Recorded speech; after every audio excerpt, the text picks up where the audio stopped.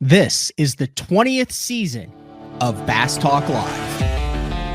BTL is presented by Bass Cat Boats, Strike King Lures, Aftco, Pro Guide Batteries, Spro, Gamakatsu, The Bass Tank, Denali Rods, Beatdown Outdoors, and Sunline. BTL coming at you. Good morning, and welcome to another second edition of BTL Bass Talk Live, where we are going to talk about bass fishing. A lot going on in the world of bass fishing over the last couple weeks. We have Angler of the Years, we have Classic qualifications, Red Crest qualifications, who is looking for a home in professional bass fishing, who re-qualified for another year, new qualifiers, all sorts of stuff going on. Recorded show today. I'm currently still up in Minnesota trying to catch either largemouth or smallmouth at Leech Lake and plying my trade up there for the Open. But a really cool show. Got a collegiate angler that I've had my eye on. I noticed he's fishing he's fished a couple Opens. He's been in the Toyota series, and now he is a sophomore at Auburn University. But the dude's also fished with some heavy hitters out there.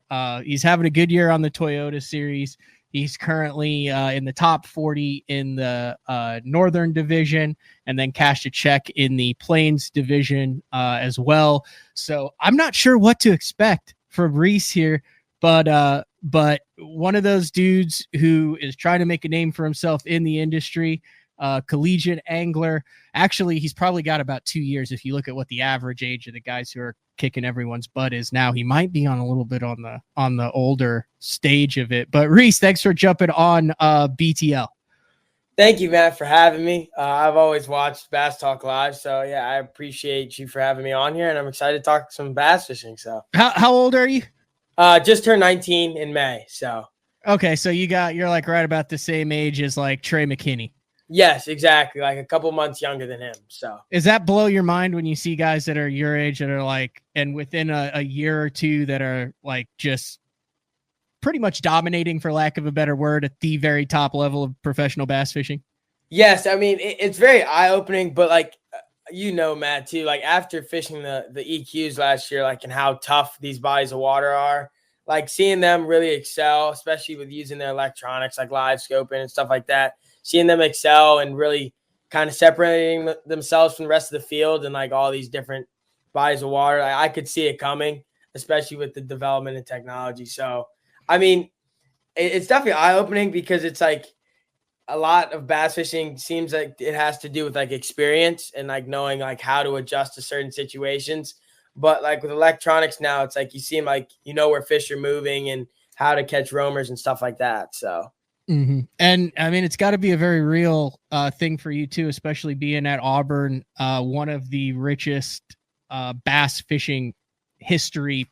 That's a poor way to say it. One of the schools with the richest history of collegiate bass fishing, obviously, most notably the Lee brothers coming out of there with Jordan Lee, one of the first collegiate anglers who almost won the dang classic as a student at Auburn on Gunnersville. Had it not been for one bad day, he would have blown the classic out of the water. So it has to be cool to be at a university with so much bass fishing history. Is that one of the reasons why you chose Auburn?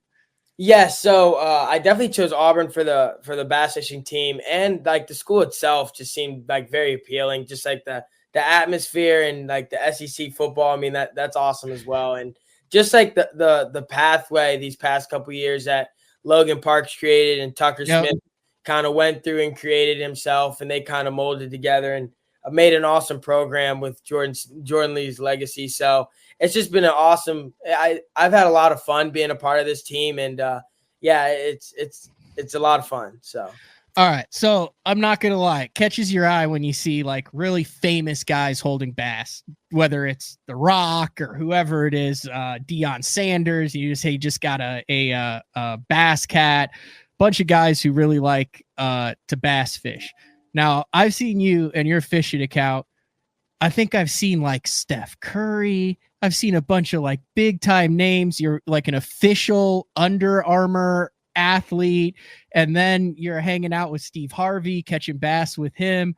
And that was I was like, who the heck is this kid and how is he doing it? Because the biggest overused phrase, in my opinion, is growing the sport.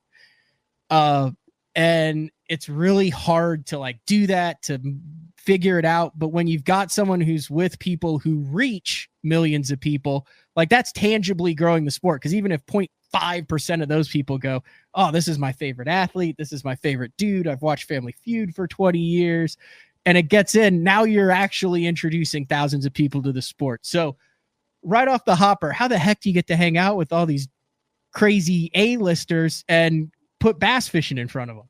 Yeah, so it based on like the celebrities that I've posted, like Steph Curry, obviously I met through my mom, as she was the president of the NBA Players Association for like 2 years. But the Steve Harvey, like the boys mentoring camp and the foundation, that, which is obviously a blast. The foundation reached out to me through like my brand on social media. Mm-hmm. And that boys mentoring camp, just a backstory, they have like 250 campers, all like during Father's Day week, because all the campers don't have father figure in their lives. So he kind of like teaches them like the basics of manhood, stuff like that. And then that Saturday is like their fishing day. So I go there, I talk to the campers.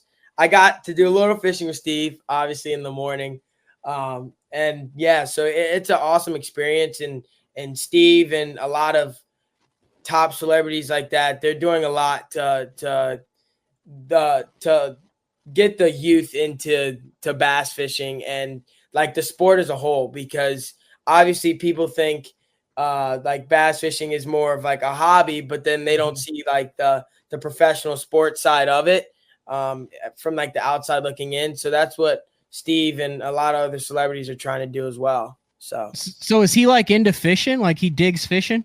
Oh, he absolutely loves it. Like really, it's unbelievable how much he loves fishing. Like he has 7 ponds around like his property, and all he does is pretty much bass fish. Like as much times as he gets, he bass fishes. He does research, everything like that. We went to I had Precious Achua from the Knicks with me, and as he was there talking to Precious, he was like, "Great to see you, Precious." And then he proceeded to keep talking to me about fishing. Like he is like, what was he asking? What was he trying to get like tips and tricks, or was he trying to figure out how the tournament scene worked? Or he was trying to get tips and tricks, and he was also just showing me the fish he caught.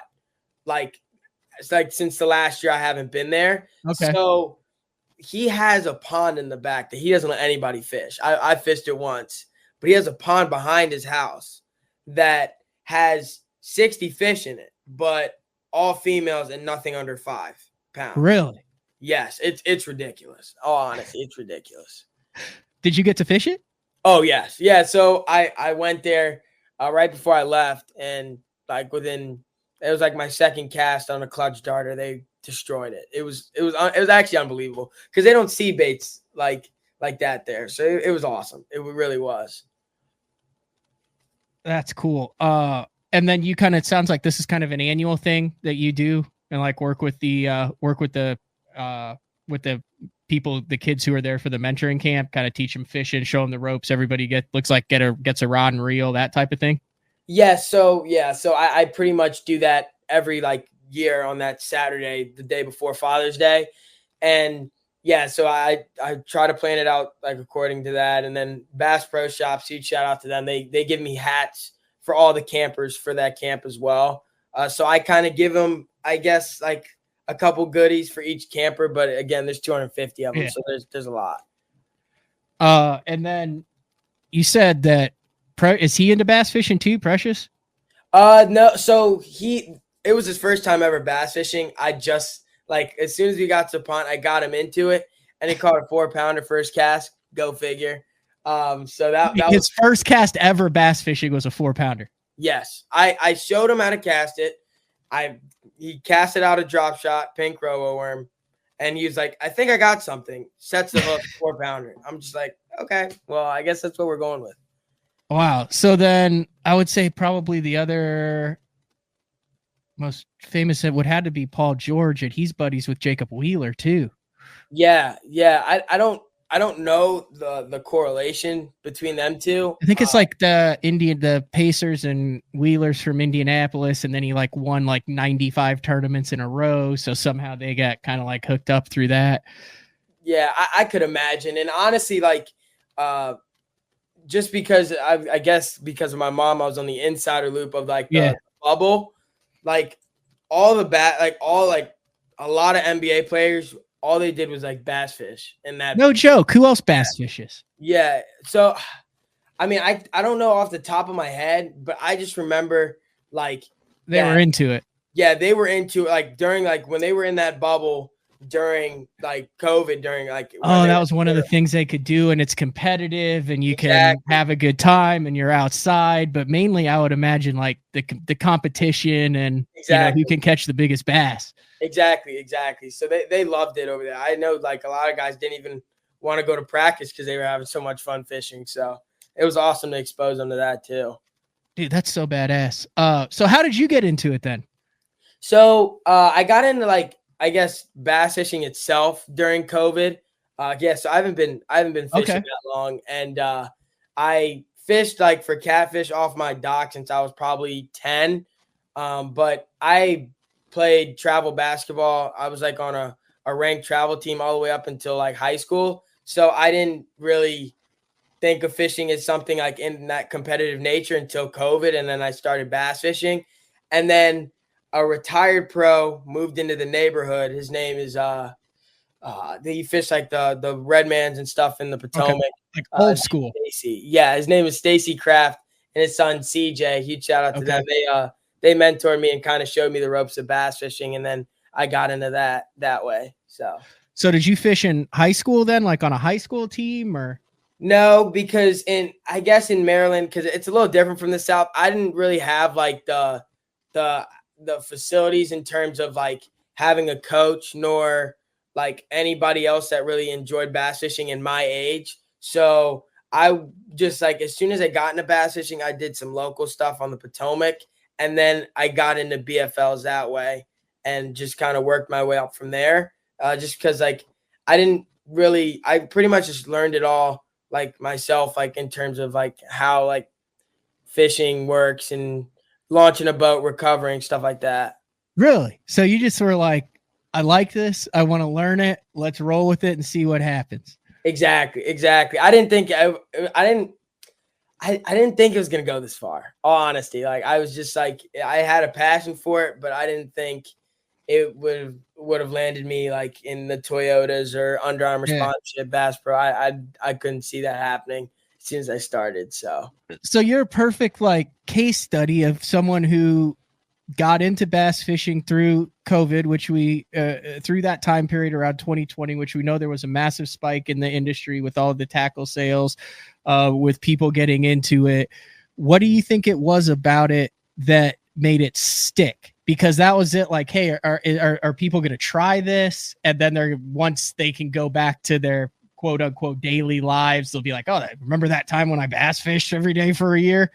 But what was it, do you think, that stuck with you? I think it's like the competitive nature of it, as well as just like, I can't equate any other feeling of like catching a bass to something like, it's just like an adrenaline rush, I guess, where it's so like, it's so fun and like, it feels so rewarding, because at the end of the day, bass aren't easy to catch. So it's a challenge just going out there regards to catch bass. So I think it was just like the challenge that like kind of kept me out there, and then just like the reward at the end.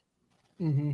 So were you fishing just like a ton that first couple of years, like just soaking in all the information that you could get, or how did you get to the point where you could compete? I mean, like I said, you're 38th this year. You admitted like the opens were kind of eye-opening experience that first time, but I mean, it's not easy to cash a check in these things, and you just are coming off of a 44th place finish on the Potomac River, and then hold on, let me scroll back down here. Oh, I was looking at it. I was like, wait, that wasn't it. I was on Stacy Kraft's profile. A 24th place finish on the Potomac River this year in June, which is where I saw your name and was like, oh yeah, that's a solid finish. Yes. Yeah. It was like my practice wasn't very good. It was like pretty hit or miss. And I have a lot of time on the river. But I also grew up like in COVID, I fished the Patuxent. It's the one literally right behind my house. It doesn't set up like the Potomac because it's not tidal grass. It's just like more laydowns and stuff like that. But it was a great finish for me, all honesty. Especially like the first day I was in fifth, and then the second day I was in 10th, and then the third day I honestly just ran out of spots. Like I was hitting everything, and like the tide just wasn't really like right with like what I was trying to do, because I was live scoping, which is different than I guess the Potomac stereotype of just like throwing chatterbaits, swim jigs, stuff like that. Yeah. You do a lot of research then? Like, are you a student of the game, would you say? Yeah. So I probably spend, out of like a 24-hour day, I probably spend 2 to 3 hours a day researching like baits, like tackle stuff. I spend a lot of time behind my graphs as well, just like map study for like upcoming tournaments. So like I keep up with the news a lot, just because I like to make observations on who's doing good where and what their strengths are as an angler, and then how I can kind of help that to adapt my game. So then like even reading graphs and learning how to graph, like, dude, I've been doing this since I was like 13 years old and I still suck at that. It's like my least favorite part of the game. Do you learn that? Like, has anyone like showed you how to do that? Is that YouTube where you're watching all the videos on graphs and then going it out and doing it by yourself? Like, how do you know you're doing it right and what you're doing?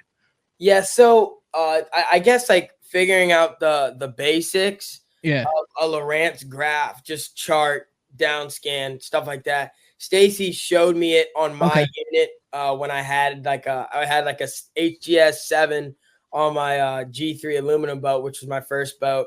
So he showed me how to use that.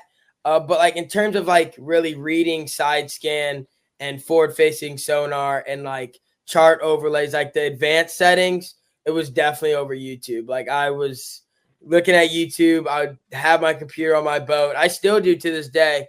And making sure, like, especially with Humminbird charts, Garmin charts, stuff like that, like I like to make sure I'm getting like the most out of my units every body of water I go to, because you have to change the settings. So yeah, who's your favorite? Like, who in your opinion has been the most influential, helpful, informative YouTube channel in your journey? I'm really curious on this. I don't know. That's. I mean, off the top of my head, I would like to say Wired to Fish is really good. Okay. Yeah, they've been around forever. Yeah. Like you watch like Polinick, Wheeler, that type of stuff, the Hunter Shryock, and I think in terms of electronics, I would say Russell Marine Products is pretty good. Okay. Yeah. Because they do like comparison, especially with forward-facing sonar. They do comparison of like Garmin versus like live scope versus active target. I really look at that stuff. So I like it. All right. I don't know if it's changed from here, but I'm going to pull this up. We're going to take our first break of the show. Dude, you got a lot of stuff going on that boat right now. So I want to talk about sponsorships, fishing at the collegiate level, and then what your plans are in the next couple years when it comes to bass fishing, if you're cool with that. Yes. Yeah. I'm totally. All right.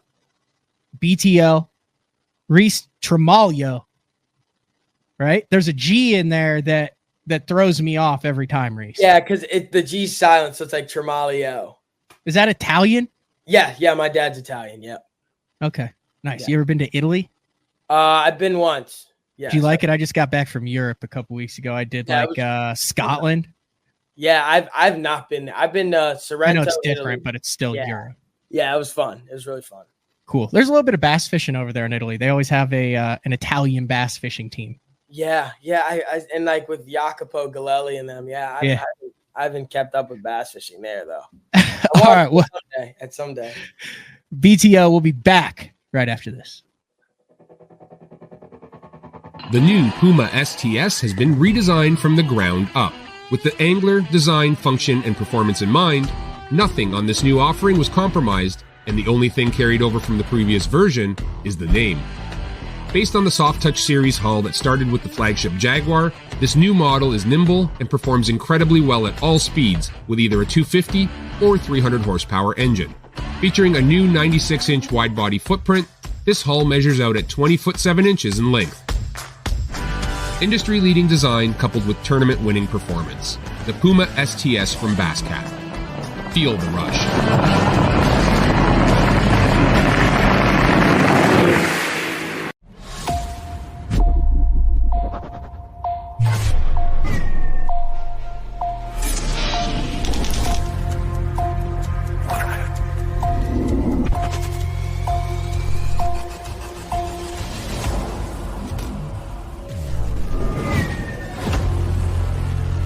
Everything you need, one legendary brand.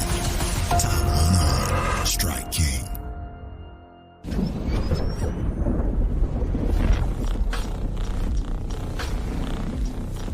Gear that just plain works. Cast after cast after cast.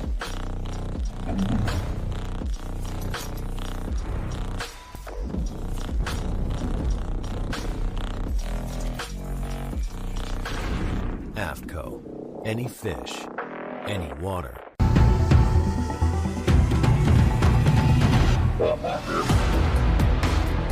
Gamakatsu, the innovation leader in fish hooks, is launching Nano Alpha technology in 2024. Nano Alpha is a new finish available on Gamakatsu's most popular hook styles. It delivers 2 times slicker performance, 4 times better corrosion resistance. Nano Alpha technology makes the world's greatest fish hooks even better in 2024 to help anglers catch more fish. Born in Japan, using technology, innovation, and precision, Sunline produces the widest selection of fishing lines at the most technologically advanced line factory in the world. Manufactured at the strictest tolerances to produce victories at the highest levels of tournament bass fishing. From household names like Christie, Swindle, and Cruz, to young guns like Cook, Logan, New, and Welcher, they all trust Sunline to take them to the top of the leaderboard. Choose the line that will give you the strength to guarantee your confidence. Sunline. Yes. Fishing isn't just a hobby, it's an obsession. Whether it's blazing hot or bitterly cold, bright sunshine, raining, or even snowing, someplace, somewhere, there's a fish that's ready to bite. And as the angler, you need baits that will catch the fish anywhere, anytime, no matter the conditions. From throwing top waters to cranking the depths, know the baits to throw. Choose Spro. Denali Fishing has me covered on the Bassmaster Opens, from their line of high-end rods, from the Android series all the way to the Tack series, the Novus series bait casting reels, all the way to the Covert series of tungsten in the cylindrical and the teardrop shapes.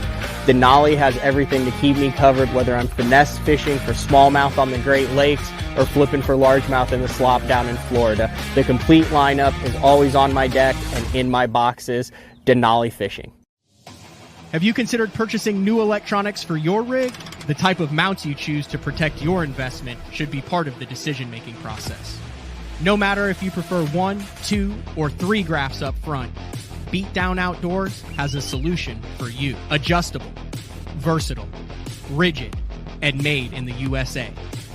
What's your ultimate electronic setup? Check out the full selection of Beatdown Outdoors products by visiting beatdownoutdoors.com. All right, welcome back to BTL, talking with Opens, Toyota, and Auburn collegiate fisherman Reece Tremaglio. And I showed picture before. Dude, you got a lot of sponsors, man. I do. I couldn't be more thankful for all of them, to be honest. Talk about that process, how you kind of navigated that scene, and how important that is to your career, because I mean, we're kind of to a point now where I fish the opens. I know how expensive it is. I wouldn't be able to do it without the companies that support BTL, the Best on Tour sponsorship. Sign up for the weekly newsletter at bestontour.net. Anyway, but talk about how you kind of came about that, how you went from learning into bass fishing to getting into the tournament to learning it to ending up in the Wrap Nitro with the Under Armour, all the sponsors on it. Yeah, so as soon as I really got into bass fishing, I thought that I would want sponsors to kind of help me in terms of just baits. My first sponsor was Venom Lures. Huge shout out to them. And as soon as I got sponsored by Venom, I went on my Instagram and I did a lot of promotion videos for them. And I just built up through there to get Woo Tungsten and then TH Marine and just kind of built up that ladder that way. Mm-hmm. And through that, I gained the interest of Bass Pro Shops and was sponsored by them for a year and really marketed all their baits in Nitro itself and gained the Under Armour sponsorship and just kind of kept going up the ladder that way. I feel like a lot of people equate sponsors to how good of a fisherman you are, which obviously the Elites guys, the Bass Pro Tour guys, mm-hmm. they're top-of-line fishermen, and they should have top-of-line sponsors, no doubt about that. But your ability to market the companies that you work with, it means more to them than like how good of a fisherman you are. Because at the end of the day, for example, Matt, if me and you, we both win an open back-to-back, like they're not getting the money for it. The only money they're getting is from us selling their product. And that's what I tell a lot of people is it doesn't happen overnight, obviously.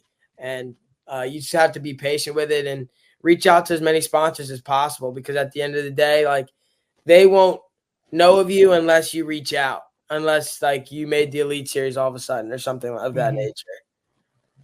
And I'm trying to get a picture where I can zoom in on this. How'd you end up with your logo? Because here it is right here. It's one of the coolest little logos out there. Like, there you go. Look at that. Yes, yeah. So I had we reached out to like this designer, and my first Toyota ever, Mark McGraw, which is still the tournament director today, he pointed out like my hair and my visor. It really stuck out. I feel like I looked a little bit like Sonic, but but we pretty much was like, that should be our logo. That should be like our, I guess, trademark, so to speak. And I wanted it to like kind of look like my hair, me, not McDonald's French fries, by the way. That's one I get a lot. But yeah, that was kind of like my logo, and I love it realistically. So.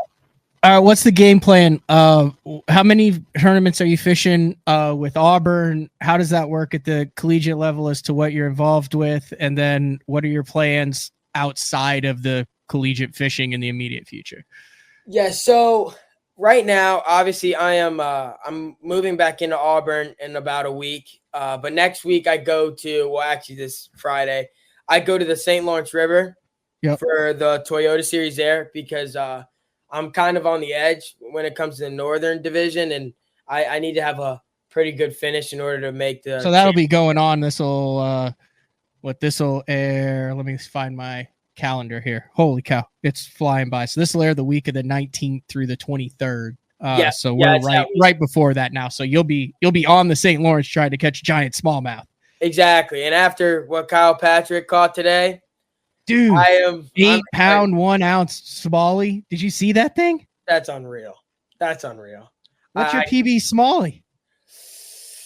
I think it was like 5'8". You'll have a legit shot at breaking that this next week. Yeah, that's what I'm hoping. I was in a 19-footer, so I didn't really have the courage. Not the courage, but like I didn't want to run to Clayton if I didn't have to, and. I might not this Toyota either, but it's just like that seems like where the more quality is. But who knows, honestly. Yeah, anyway, I threw you off track. You were talking about what your game plans were. You're talking about how you're trying to make the Toyota Championship out of through the Northern Division here. Yeah. So my game plan is first, I do hope I make the invitationals at some point. But in the immediate future, I'm still going to be fishing for Auburn. In the fall, they have a lot of tournaments, as well as fishing like the Toyota Championship, hopefully, fingers crossed. And so pretty much I'm going to be mixing in both, just because like with college fishing, there's so many tournaments and so many bodies of water you go to at low cost. It's just really good for the experience aspect. And then so that's kind of what my goal is to make the invitationals at some point. Okay. So, yes, yeah. So kind of go through the major league fishing ranks, so to So speak. you're looking at this as a career path. Yes, and like if God willing, obviously, I look at it as a career path. However, I am an accounting major. Okay. So, and like I take studies first. So if I were to like do this professionally, I would hope to have like some sort of accounting job online as well, or something along those lines, or just go into accounting and then put professional fishing to the side. I don't really know. It's just it all depends on how good I do, and if I still have the same motivation as I do 2 years from now, which honestly I expect to happen just because I love fishing so much. So yeah, I want to go into the professional fishing, the bass fishing like tournament circuit, but I have something to fall back on, and that's the main reason why I'm in college. So yeah. How'd you settle on accounting? That just sounds like very painful for a communications major like myself back in the day in a fellow SEC school, University of Oklahoma. Yeah. So all honesty, I'd be lying if I didn't say, if I didn't tell you my parents were like, accounting is like, it's a safe major because with the development and technology and stuff, you're never necessarily out of work. Okay. So I don't know. I haven't really made up my mind yet because I am a sophomore. I might do finance, but right now I'm sticking on accounting, and I'm going to try to minor in like brand marketing or something along those lines. Okay. I like it. How many guys are on your team now out of Auburn? Is it still a giant team and there's still like 40 boats on it?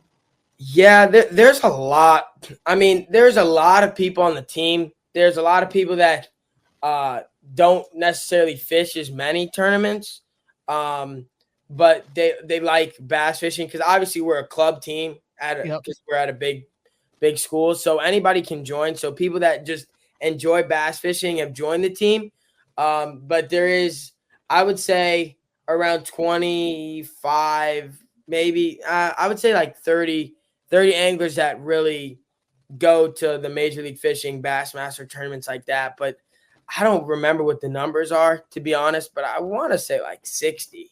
You guys do like meetings and all that stuff still, like monthly meetings and all that? Yeah. We still do like meetings and everything, and we talk about like strategy and stuff like that for points, because at the end of the day, like we want to be school of the year, and we've done it, and we've also been really close. So it's really the thing I learned about college is it's really like strategy on like who you send to certain tournaments and what tournaments you do and which ones you don't, which is weird. Obviously, you think you go to them all, you get the most points, you win. But it's like you have to fish like your first 3 is what counts for points and not the other ones. So if you only have 5 boats at your second tournament, that's not good for the school. So it's really complicated. I let Jake, tad bit convoluted. Yeah, I let Jake, the president, I let him do the strategy. I just try to fish. Honestly. Right. I'm rolling through this. So I'm looking at 2021 was really the first year of this. So 99% of people, Reece, are going to go, guess what? They have like co-anglers in the BFLs and in the Toyotas and all this. I think I'm just going to like get my feet wet, jump in, see how it's done. I see like no co-angler tournaments here. I see like all boater tournaments. Yeah. I like as soon as, because when I was younger, like I had a boat that like I took out on the river, like, and I helped my dad launch and recover. So okay, like we've been on the water like my whole life. So I knew like the recovering, like owning a boat. I got my boater's license at 10 years old. Okay, so you've been in a boat, man. Like you know your way, you know your how to run a boat. Yeah, so it wasn't really like running a boat and like stuff like that was the issue. It was more like just becoming a better fisherman.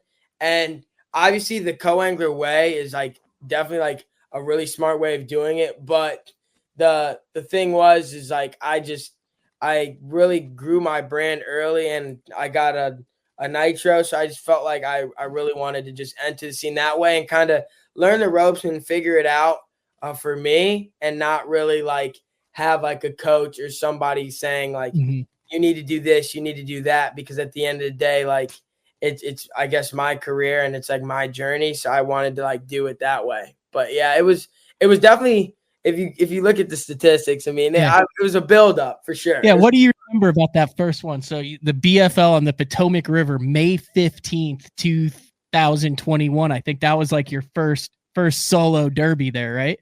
Yeah, exactly. I remember it like it was yesterday. Actually, he's probably going to watch this Bass Talk Live as well. Greg Shooter was my co-angler. Okay. He was an awesome guy. He has a boat now, so he fishes the BFLs on the boater side. But like he was like probably one of the greatest co's I could have had for a first tournament, just because he was like helping me like explain how tournament fishing, like I wouldn't say works, but like helping me adapt into certain conditions and stuff like that. And we kept in touch on the Potomac ever since. And I remember, I think I caught 3 fish for it was like 7 pounds something, I think. Yeah, I mean, you beat a bunch of people in the first one. You finished 78, 3 for 708. Yes, yeah. So it was a really good tournament for me, all honesty, just because like it was my first big tournament. I was like, I really want to go to the scales. Yeah, do you remember that first fish? Yes. Like, were you just like jacked beyond all belief that you were so excited. What'd you catch it on? It was either a Venom Lures buzztail shad, or it was a jackhammer. One of the two. Okay. I don't really remember, just because I caught 2 on the buzztail and 1 on the jackhammer. So I don't know. I don't remember. But I think I would want to say it was a buzztail, just because of the odds. That's the tough way to do it, Reece. To just jump in and say, let's learn this thing as we go. I know. It definitely was. And a lot of people think like I had a lot of like surrounding, but like my dad nor my mom, like they don't fish at all. Mm-hmm. Like my dad, he'll fish, and I'm sure you hear him in the back of the videos. He is like, it's just all jokes. Like all. What'd they say when you were like, hey, I want to like do this tournament fishing thing? They were really supportive of it. At first they were like, they weren't not supportive. They were like confused. Like they didn't know what, like, how do you do this? Like they were just like, awesome, Reece. Like, what are the next steps? Because it's not like something like, oh, you play college basketball, you go to the NBA. Like that's not. It's not hard. Yeah, it's tough to figure out what you need to do. There's so many different trails. There's so many different options. There's different entry fees, different leagues. I would imagine it would be really tough to figure out like how to actually get into it. Yeah. So like, as soon as I really like showed like a pathway, I guess it didn't fully align with what I did now with Opens EQ, because I didn't know that at the time. But like my parents were like, if this is what you want to do, like we're going to help you out with like all their support. And honestly, like I couldn't thank them enough as well. So. And you said your dad's into it now too, huh? No. Like no, still not, just supports you. Yeah, he's supports from afar. He's like, how'd you do today? And I'll be like, oh, 16 pounds. Or I said on Champlain, 14 pounds. And he was like, oh, nice. That's a good day. And I was like, it's not actually. It's really not. Yeah, when I first started dating my girlfriend, she'd be like, you caught a limit. And I'd be like, yeah, 98% of the field caught a limit. Exactly. You're just like. What you learned about the Opens? You jumped in cold 2023, the first year of second year of the all 9 EQs. And that, I mean, dude, I'm like in it now. It's not a field to like play around with. No, I mean, that was like the biggest grind Yeah. I've experienced in bass fishing, especially coming from, I think I fished one Toyota in 22. So like that was like a big step up for me. But like realistically, I went into it not thinking I was going to qualify for the elites, but like to learn as much as possible. Yeah. Because if you surround yourself, exactly, if I surround myself around really good anglers, I'll start to become that. And it was like a learning experience that I probably couldn't have gained over 10 years if I didn't do it. Just because it showed me the importance of learning my electronics, like learning like different bait techniques, stuff like that. I couldn't ask for any better than joining the EQs, especially like last year when we did Toledo Bend. I got smoked there, bro. I got absolutely smoked.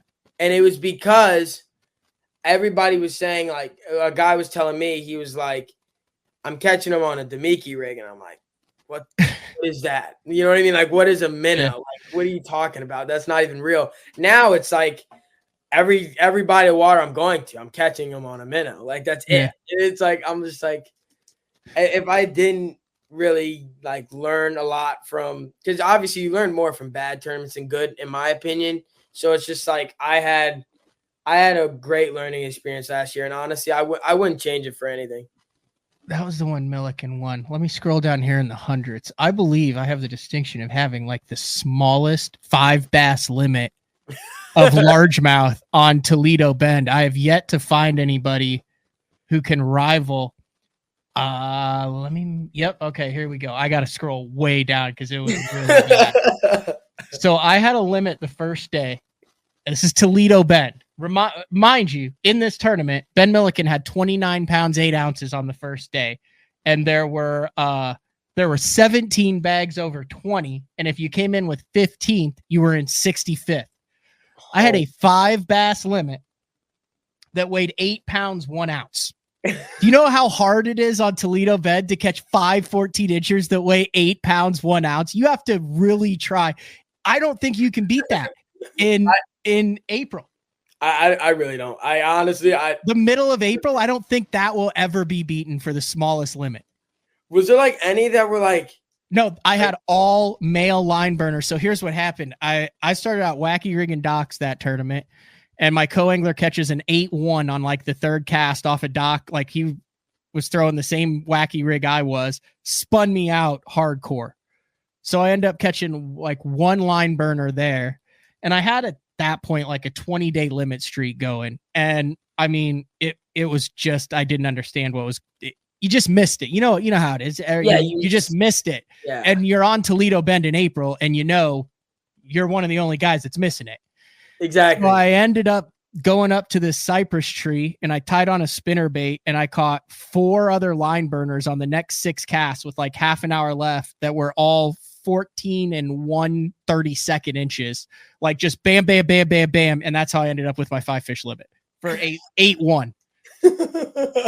Honestly, I think I've weighed a limit less than that on the Potomac with 12 inchers. I've done that. But I learned, and you want to talk about it's all learning. So what I learned was I was trying to make it way more complicated than it was. And so then I go out on the second day, and I had a little, I wouldn't even say rebound effort. I had like 12 pounds on the second day, but it was super simple. What I was like, okay, I'm going to target these cypress trees, but I didn't do my homework, Reece. And I went and I was like, I'm going to find the cypress trees that have some water on them. And I went right. And had I looked at Google Earth, had I done my research and homework, I would have known if I had gone left that there was a deeper stretch of cypress trees, which is what I was looking for. There were 2 top 10s out of that deeper stretch of cypress trees. I ended up fishing the ones in 2 foot of water, not knowing they were there. So that really helped me with homework in the future, with making sure that didn't happen again. So everything's a learning experience. It sounds like you embrace the learning experience. You like learning. You're not discouraged with the learning curve. Yeah, exactly. And it's fishing. Like you're going to have good tournaments. You're going to have bad. Like I've gotten the experience like a lot more experience now than I did last year, but it's not like I'm still positive. Like I'm really happy after a good day, and after a bad day, I'm not happy by any means, but I'm not upset because I learned something and I'll do better the next time I'm there. So, for example, like for Toledo Bend, like I feel like I know what to do next time I'm there. But obviously it might not work, but I mean it's just having confidence and getting the experience on different bodies of water, because one technique that might work at one place ends up working for another, like it did for me on the Potomac Toyota. So that was an awesome experience. And I just like, I take the great and I also take the bad tournaments and just keep going on and keep fishing, honestly. Where could people follow you for the rest of your fishing journey for this year and then going into next year at Auburn? Yeah, so make sure you guys like follow my Instagram. It's Pax River Reece. It's PAX River and then my first name Reece. It's in the video as well, how to spell it.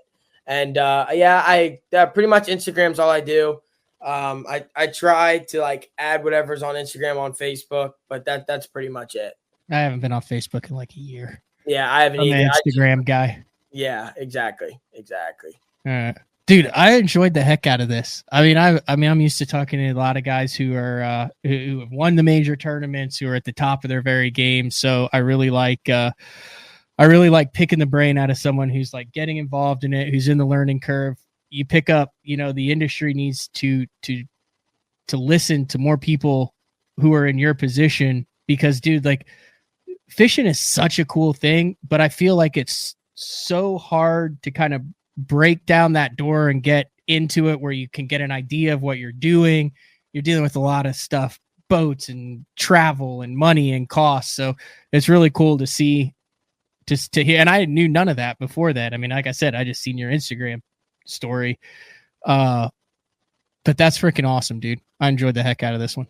Yeah. Thank you, Matt. And thank you for having me on Bass Talk Live. And obviously like, I love talking about bass fishing, and I like sharing the sport to like the youth and like pretty much everybody that's trying to get into it. Cause there's a lot more people out there like me that got into bass fishing itself during COVID. And I just kind of want to like show people, especially people like in the cities, like inner city youth, that like you can bass fish with like a Walmart rod and you can start out doing pretty much anything. So that's what I try to do. And I try to not overcomplicate the journey. Hey, they've got that Bassmaster Classic Celebrity Pro-Am that they do at every Bassmaster Classic. You ought to get a hold of Bass and try to get Steve in that.